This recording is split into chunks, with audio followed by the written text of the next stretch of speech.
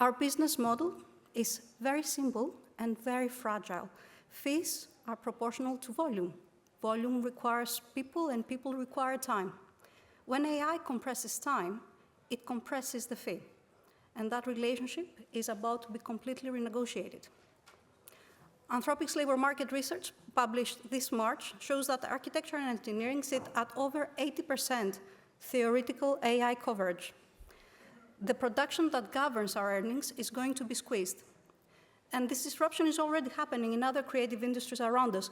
It used to cost $50,000 and a specialist to build a website, and then Webflow came. And with $70 a month, they say, why would you hire anyone? The designers didn't disappear, but those who needed fees to justify routine work did struggle, and they still do struggle.